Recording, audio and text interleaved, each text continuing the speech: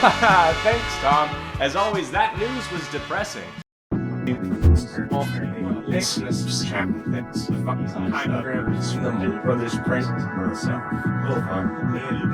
Why are you so wow? Actually, I'm up. Thanks. No. Seems you're set like frame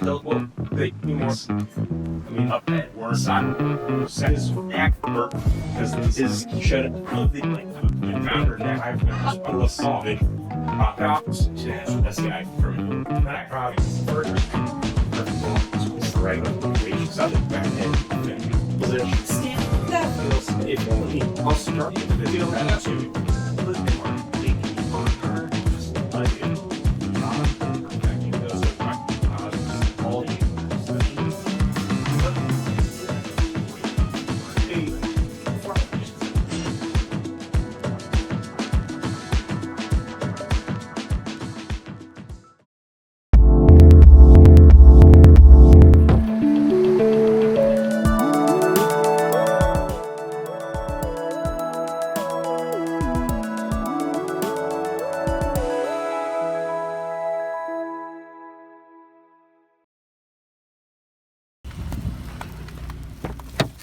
Are you doing like melted crayon art? Definitely not. Good, because you're better than that. I hope so. I'm so nervous to like meet new artists. James Peppa, the creator of Peppa Pig. It's so great to Welcome to the Pseudo-Science Institute, a center for learning the mysteries of life, and up until recently, wearing copious amounts of suede. You know the phrase, no thoughts, head empty, is actually trending really well in the 19 to 34 demographic. Try it out in your cashier, it might get you a free can of organic refried beans, but let me run this one by you. Week empty, no plans. Now, I'm personally a huge fan of the Tyson Heese version in Sonic Mania and Sonic Mania Adventures, but I have to hand it to the upcoming movie's design. After all, it looks more realistic, which is what all of us in the stylized character arena are striving for. Unfortunately, I just couldn't add enough fur. This look was brought to you by the flu season. Thanks, flu. Hey, sorry, I have a lot on my plate right now, so if you don't mind, I'm getting my exercise in and finishing up an illustration while I'm filming this video. And I've got to say, the results are, oh boy, they're not good. What? What? Yeah? Tell them. Tell them all about it. Tell them all about it. What? Tristan, what do you think? You can't see. Now, as always, we want to start with a base for our story salad, and this is comprised of some themes, some character arcs for our characters, some personality traits that we can latch onto throughout the plot. Now, my personal preference for this part of the salad is to toss it. Mario. Mario never changes. But am I wrong? Am I wrong? Society tells me that I should like cars because, you know, I look like this. My next attempt involved adapting my existing character, Baby Boy Tommy, keeping some of the basic shapes and carrying them into Sonic. No one would notice that it was Tommy in disguise. After all, I am forlorn to discover that literally no one cares about my Baby Boy Tommy. Soon though, I started to realize that these shapes were frankly inspired. In a way, it felt wrong to waste Baby Boy Tommy on Sonic, as it were. After all, Tommy was mine, wholly unique, not derived from anything else.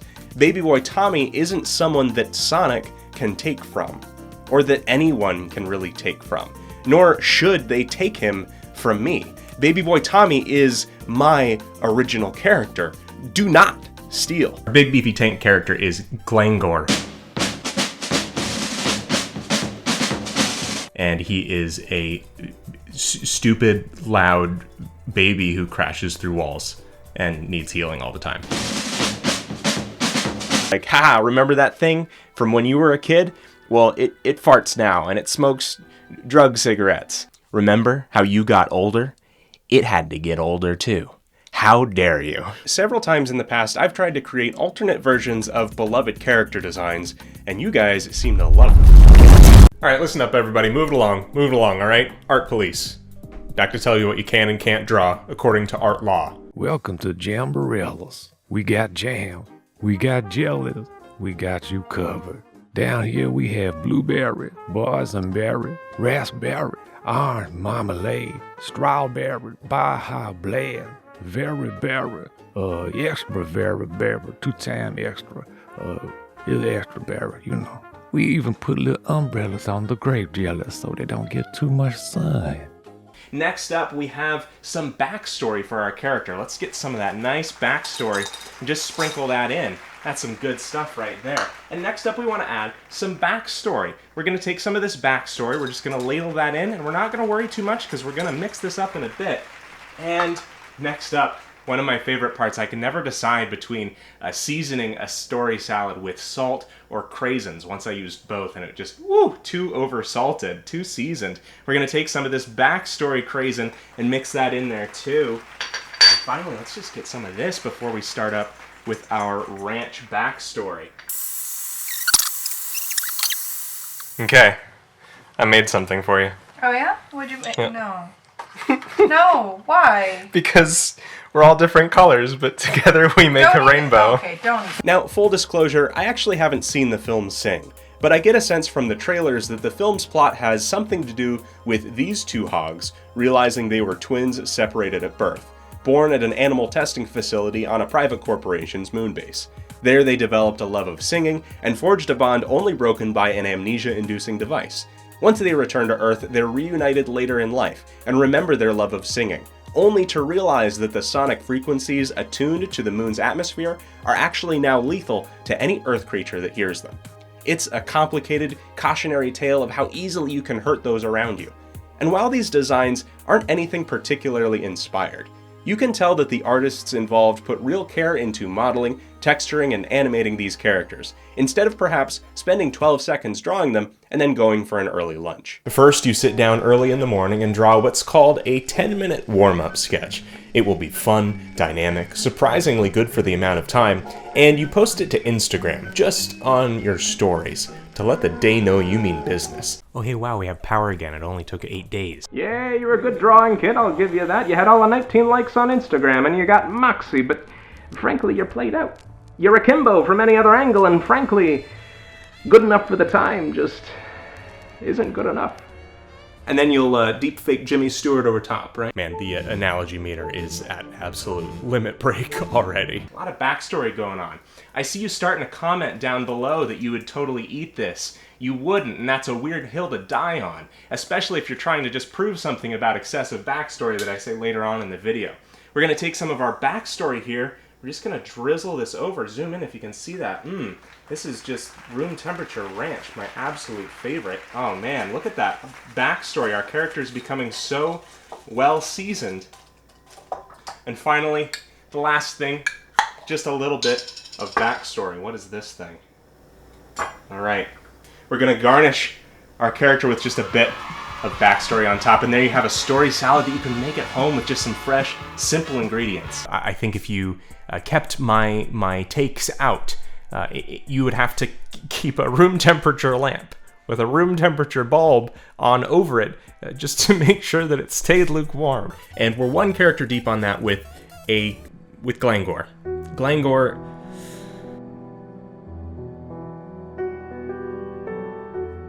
I'm tired of TV, just staring at the tube. I wish there was a tube about me. And the creator's like, wait, what did you just say? Yeah, that has a nice ring to it. Or that part's later. He goes, wait, what did you just say? A me tube?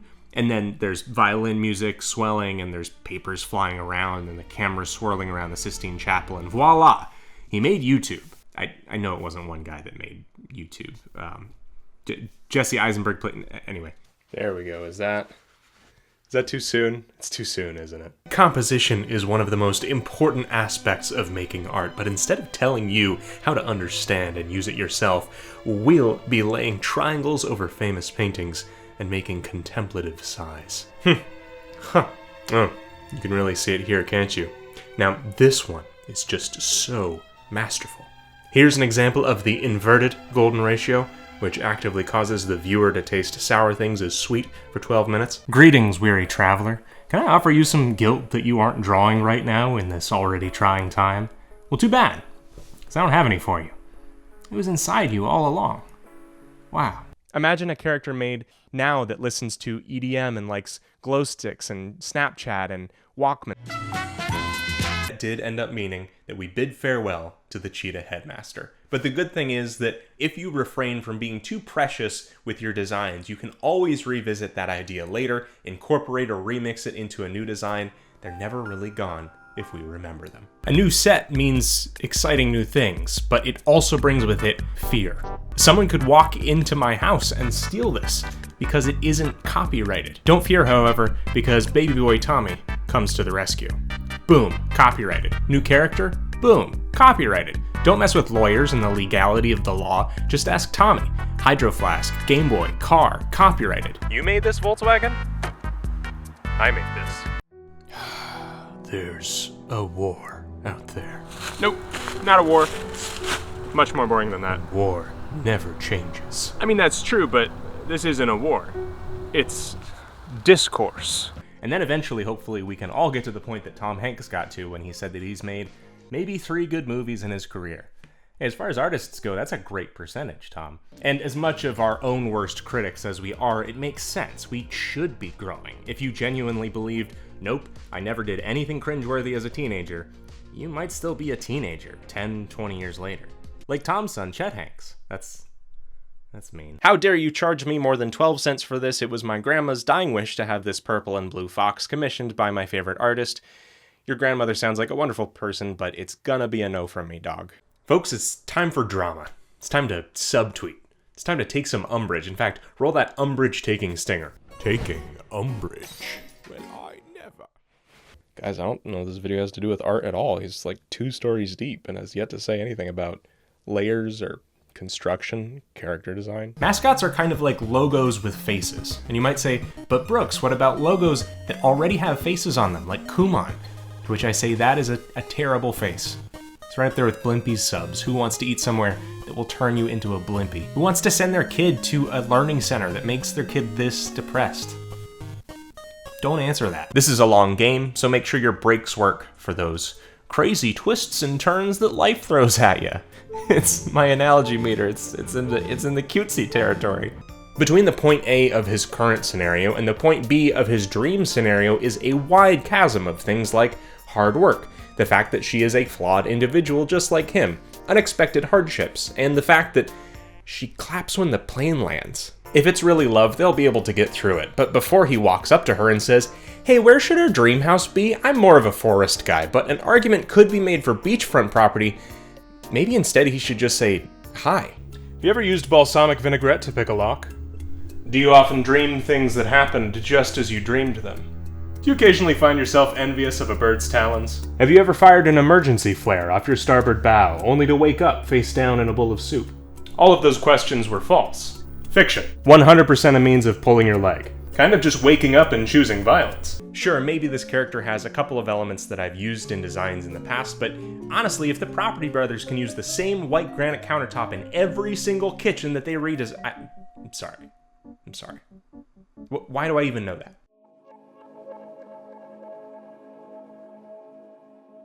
Place with the sort of creative process, which happens for every creative person when you're thinking about, like, is what I'm doing right? Should I be doing this or that? I don't know if I like making cartoons or what. Everybody has these sort of moments, and the cure for me every time is watching the movie Young Frankenstein, because it is 100%. I know I've talked about this with someone before, but I'll say it a million times. It's a perfect allegory for the creative experience. You think, oh, well, it can't be done. Doing something like I want to do can't be done. You can't reanimate dead tissue. All right, fine. I'm going to do it. Oh, God, it's a monster. Oh, God, it's strangling me. What have I created? It's hideous. Right. What have I done? And then at some point, you have to lock yourself in there with it, and you have to love it into being. And that is the best part of the movie for me. It's a funny scene, but I'm moved emotionally by it every time, because I'm like, this came from Gene Wilder's heart when he wrote this movie. I think he said he wrote it because he loved, the old Frankenstein sort of classic movie, Universal movie, and was like, I loved it, but I hate that ending. So I'm going to write, and I'm like, what a stupid place to start from. But he's like, I'm going to write a Frankenstein that ends the way it should. It was so sweet. He wasn't thinking, I want to make this funny movie. He was thinking something sweet and pure. And this scene is part of that. And it is a movie, it really, truly, for me, is about the creative process. This thing is his creation. And instead of, like Frankenstein, which is much more of an allegory about, I think there was sort of familial issues and also like the class system, this is purely about creation. And him thinking this thing is ugly and it's fighting back at him and it's not what he wanted it to be, and eventually he has to lock himself with a room, wrestle with everything that his creation is, and love it into being what he wants, and recognize that what he has done is a thing of beauty. And he's like cradling him in his arm. It's a hilarious scene, but the line he says is true. He's like, I want the world to know once and for all and without any shame that we love him. And he's like, and he's rocking him, and his monster's just like just sobbing. But I'm like, that it's hilarious, but that scene is beautiful to me, because I'm like, yeah, that's me with any piece of art. Like I hate it and I have to wrestle with it, but eventually I have to say, no, it is beautiful. It is what it is when I intended for whatever it is, and I'm gonna take it out on that stage and make it sing Putting on the Ritz. I'm reading way too deep into a Mel Brooks movie. And I think there's a couple things to it. I think one is you become okay with not being certain things. You know what I mean? Because like when you're first starting, you think, well, I might go this direction, I might go this direction, and you can see both of those things in your work or in yourself, and you might get frustrated that one of them's not working out. And I think the larger body of work you build, and you kind of realize the stuff that really gets you out of bed and gets you painting, you realize like it's okay if that's your thing, and maybe this other thing you kind of liked but you didn't really pursue, that's just not you, and that's fine. Like it's okay to as important it is to like figure out what your style is and what path it will develop along. I think it's equally important that you sort of become okay with the things it's not. Everybody is bad at this. Like it's nothing but development, So I think there's a lot of mythology around art that is not helpful. That this is something that should just like be conjured with no sort of forethought or no development. I think this is this stuff. I love illustration because it's like 49% science and it's like 51% magic, right? It's like there are things about colors that are facts. There are things about the way your eyes work that are facts, and you can borrow all these tools and you can borrow from reality and you can quote things people are familiar with to get your point across. But then there's just like infinite ways to mix all that stuff together, and no matter how much you think you know about sort of the factual half, like you just there's so many like surprises and cool things you can discover with those. The fact is that everything that you aspire to as that young artist, sort of looking at these giant brands and giant companies, like you have everything that you need already before having it validated by a certain brand. Like all that creative energy, all that wide-eyed optimism, and in some cases I wonder if it isn't better to just run with that and not seek the validation of large corporations and companies and brands to make you feel like that's legitimate.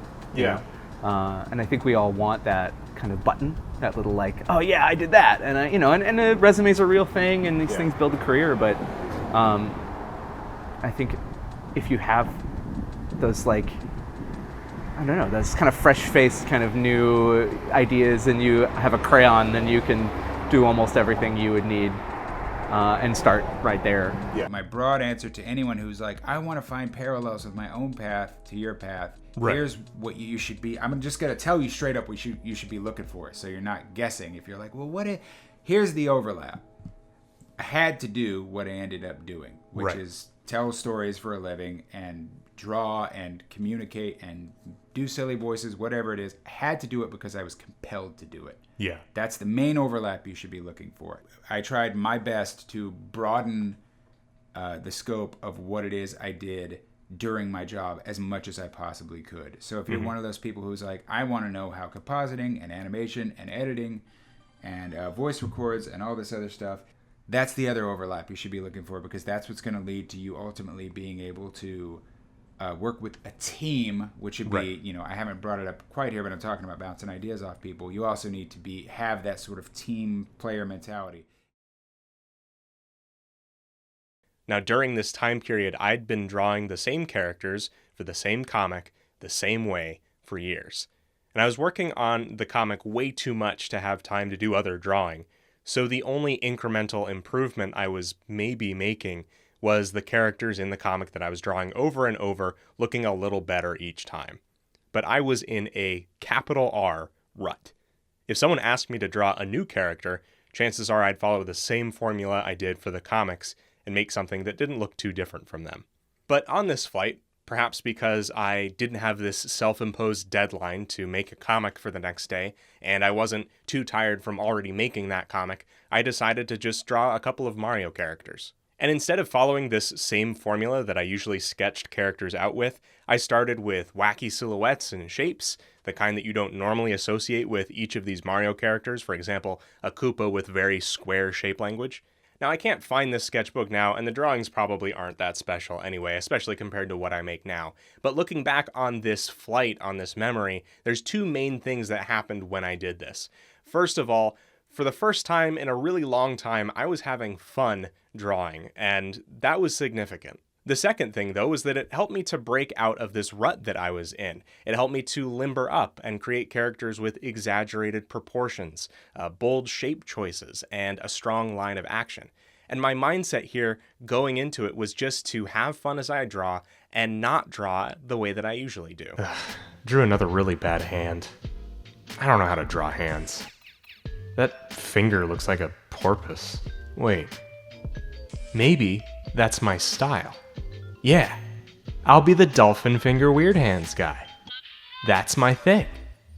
I'm gonna be so famous. In reality, all that's happened here is that you don't, and still don't, know how to draw hands. All of those grandiose thoughts about style is just your brain reconciling with the uncomfortable fact that you need to practice more. A craftsman listens to a craftsman from another trade, and intently, even if they understand none of what they're saying. Because even if the lingo goes over their head, they can recognize the passion. And sometimes one of those universal truths of craftsmanship comes through. Now, a story can be as simple as a character wants something, and we can complicate it by involving multiple characters who want similar or different things. But we could say that in a different way and phrase it as a character lacks something.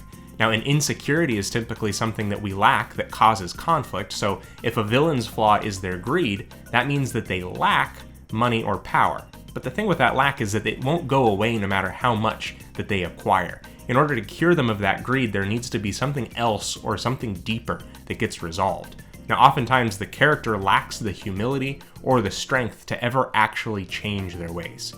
If you're having trouble figuring out what sort of thing would make a believable flaw for your character, think about what good things they have going for them, good qualities or advantages that they have, and take that thing further, obscure or distort it a little bit. Take a character's confidence and turn it into blind overconfidence. You can increase the challenge of the obstacle your character faces or lower their ability to accomplish it. Physical, mental, or emotional disparity between your character and their goals. The more struggle there is, the more exciting the scenario. I would strongly assert that we usually have this idea backwards. We're looking for inspiration to strike because that's just who we are. We're creative, we're passionate, we have good ideas, so we just need to push through this. In reality, those ideas are usually the result of our tanks being full, and they fill back up when we rest. Lots of creative people find their next big thing on vacation between projects. That's not an accident. That part of you that puts out good new creative ideas has roots that need to be satiated far below the surface. When we get an idea for a project, it really is like infatuation. The sky is the limit for what sort of story you want to tell, how many elements or gameplay mechanics or trilogies it will take up. The easiest thing that you can do is raise your expectations, because it takes no actual work. And if you're inexperienced with projects of this kind, most likely those expectations are unrealistic. The longer we spend dreaming about our projects, the more attached we get, and the harder it will be to execute them poorly, or even to start. Most often, the thing that gets in your way is expectation that something needs to be better, and so you can't make progress until that better is met. So as much as you and I might be the kings and queens of hustling harder, putting more work in, perfecting the art of perfectionism, the best way for us to move forward and learn is through minimum viable projects. Here's one that comes up a lot, either the better you get or maybe a lot around this time period. If you have work as an artist, you're a professional, there's a workload or series that you're following, something you've committed to. A lot of times there's art that we need to make. We need to make progress in a particular series, like a certain Tober challenge we've committed to, or that we're already a few days behind in. This tends to make it so every time we're free to draw, we feel the obligation to work on the thing that we need to. Sometimes that's true, but often there's three things happening as a result. First, we've made the thing we like doing into so much of an obligation that we might not enjoy it as much. Second thing is that we don't give ourselves enough time to get warmed up or loosened up because we need to 100% commit to working on final work. And the third and most important thing is that it forces us to not spend any time noodling, exploring, doing studies, and having fun with our drawing. This is the kind of thing that you can do for a little while, but it is a fast way to fill up the grease trap. It becomes such a painful and laborious thing to even get started working. We need to have a creative junk drawer, time out of the metaphorical spotlight. If you need to, schedule a period of 45 minutes or an hour with either no plan for what you're actually going to draw, or something so completely outside of your normal work that it's okay that you aren't doing it the right way or being productive. Every artist has thousands of bad drawings in them, and the only way to get rid of them is to draw them out. Through further study here at the Pseudoscience Institute, we've shown that indeed there are in fact no less than 1,000 bad drawings stored in each artist's hand, an interesting phenomenon. Now science has proven why this happens. Then it's time you met creative mitosis and fusion. Those are terms borrowed from cellular biology. Sometimes cells split in two, and sometimes they merge together. It's fitting because usually an idea that's too complicated is simply a good idea that needs to be separated out. And a half-baked idea is just one that needs to be bolstered by another. But the thing I really want to focus on is practice, because like almost everything, there is a glamorous, inaccurate version of it floating around that I think trips up and discourages artists of all skill levels. Now, if this is you, I don't want to pick on you personally, but I think we all know the person who, in school, had 16 different highlighter colors. Teal means the footnote's important, aquamarine means annotated text, 3 underlines of green, yellow, and pink means intriguing thought, blue means heartwarming, and pretty soon their entire page is highlighted. And maybe it looks beautiful, but what was the point of highlighting? What about the person who creates a beautiful corkboard schedule for themselves, with modular, dynamic, beautifully crafted tasks hung perfectly with cool-looking thumbtacks? Again, what was the point of scheduling? The point of studying was not the final product of a nice-looking studied page. The point of scheduling was not to have a nice-looking schedule. The point of studying was to get the information into your brain. And the point of scheduling was to accomplish things in appointed times. That studied page or corkboard might get some likes on Instagram or Pinterest more accurately, because they represent or kind of even brag about a final product that is incidental to the actual point.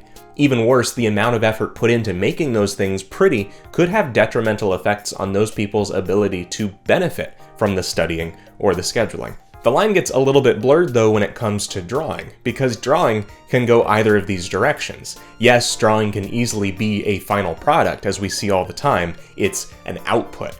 But in order to improve and grow, drawing also needs to be an input. And that's why we started talking about this idealized artist's day, because there's a really dangerous pressure for everything you draw to be output.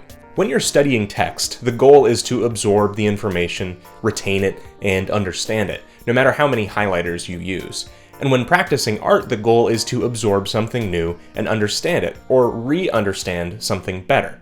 Now this process looks awful, it's messy, but that doesn't matter at all. You'll simply need to create 1,000 bad drawings first to dissipate the buildup.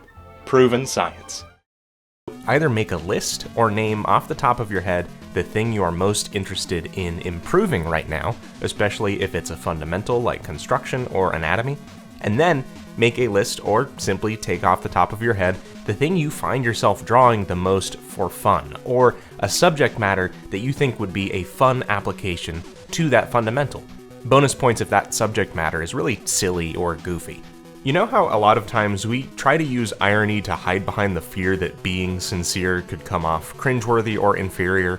We're actually using that fear to our advantage here, because no matter what, we can kind of pass this practice work off as a joke if we choose to show it to someone else, and even if we don't share it, because we definitely don't have to at all, we'll have fun doing it. Creative people like ourselves, who either don't feel confident enough to charge what they're worth, or who feel the need to competitively price their work, or even give in to the people that undervalue the work. And while it isn't incredibly dramatic, it deals damage to your own worth, to the entirety of the industry, and it kind of brings down the value just ever so subtly.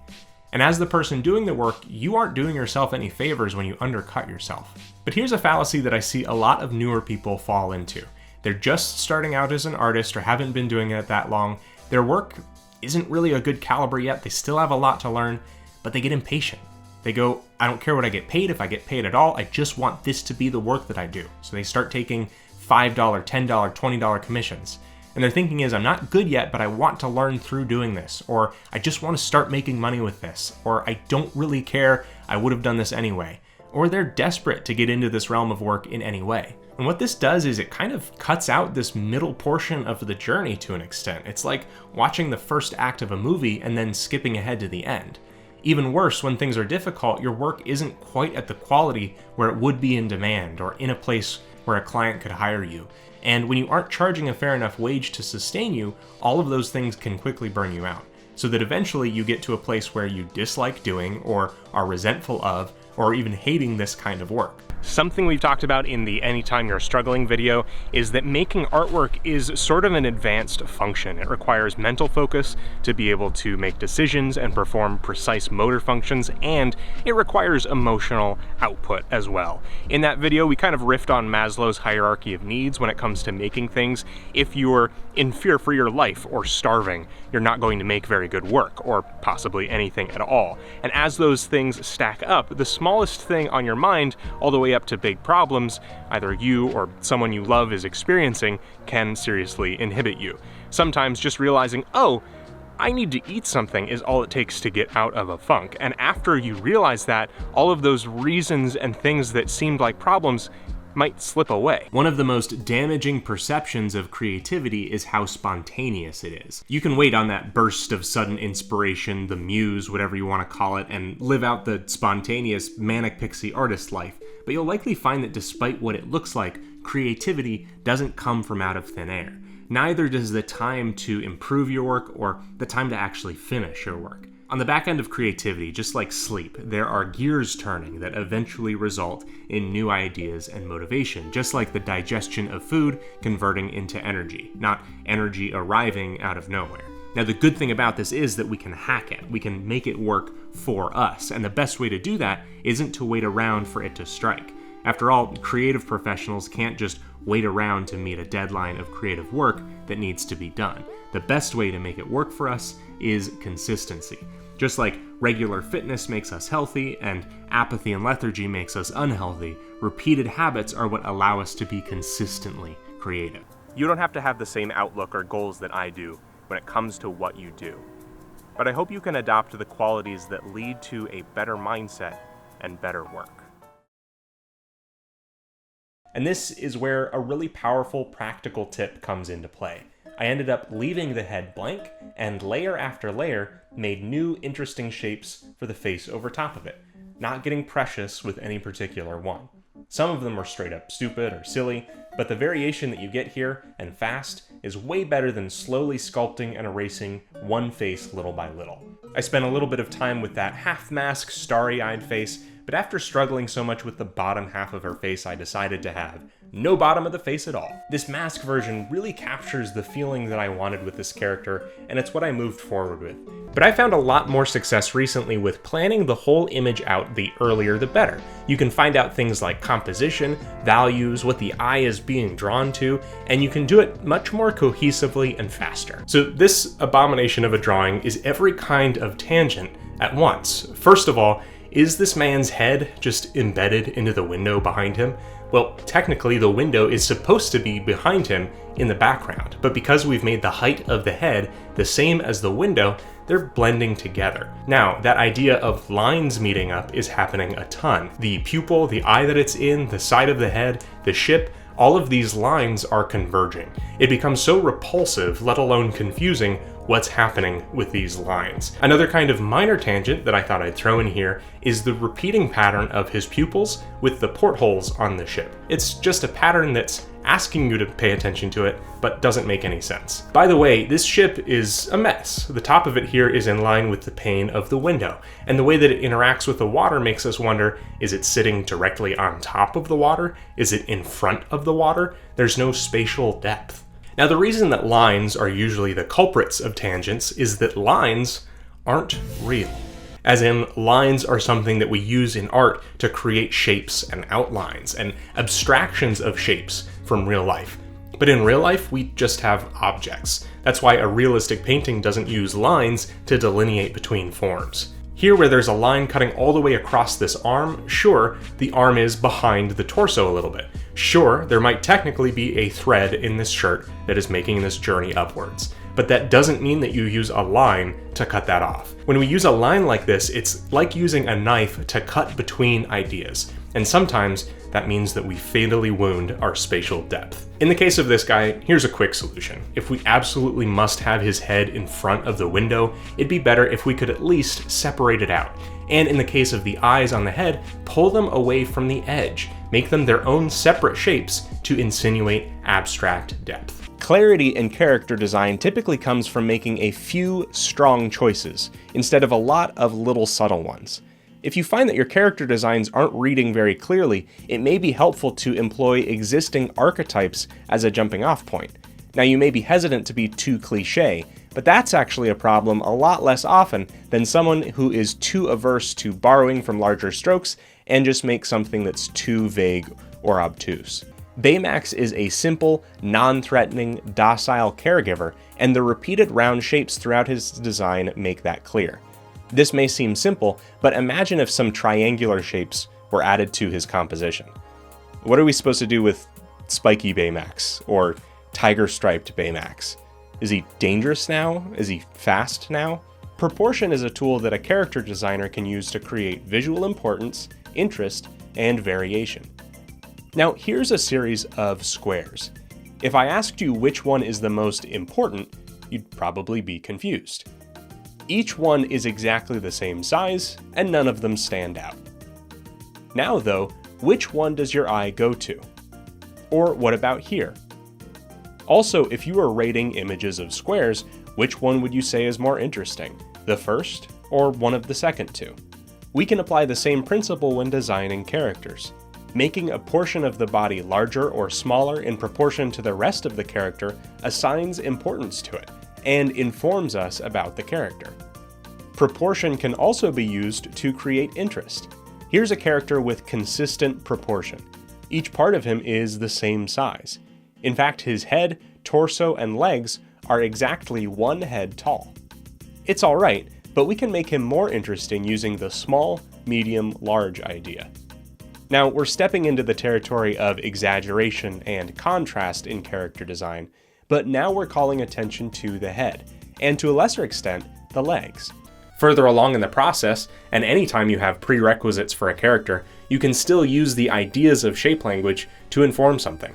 So for example, you could take arms or a jawline that follow typical human anatomy and choose either round, bulky, or angular shape language. If you took Sonic the Hedgehog and simply changed the color while still trying to create from the same cloth as Sonic, there are few people that will believe that this is truly your original Hedgehog character. But let's take Sonic a step backwards to see what he's comprised of, techniques and ingredients, or the content of the character and its influences. So we have the ingredient of the real-world animal of the hedgehog as a starting point, a creature that is relatively fast for its size. But we also have influences like early rubber hose characters like Mickey and Felix the Cat. We've got some contemporary 90s culture and personality. And the result is a character that is heavily stylized away from that original animal. Changing any of those ingredients will lead you to create a vastly different hedgehog character. A change in personality from confident and cool to grouchy and cantankerous should inform a lot of new, different things in your design process. Take Mabel from Animal Crossing, a character who is literally a blue hedgehog, but the connection to Sonic probably doesn't present itself to you immediately, although folks have made some fan art of the two over the years. But oftentimes there's rules that you have put into place in your own head that are often arbitrary and don't matter, that are keeping you from reaching the end goal that you're hoping for. Some paintings, traditional acrylic paintings with just these 4 tubes of paint. I went to Michael's and got packs of canvases that were like super on sale. We're thriving in the end times as far as discounts on art supplies, I guess. So far I've got a pair of apples. This is brand new to me, guys. This is not something that I do a lot. We've got bananas here. Not so happy with this one. The lighting was pretty rough with this purple-topped turnip. And then the most recent was a set of strawberries. You're building things up slowly over time, and that allows you to have room for patience, right? Waiting for things. Fortunately, I don't have to have a ton of patience because you just...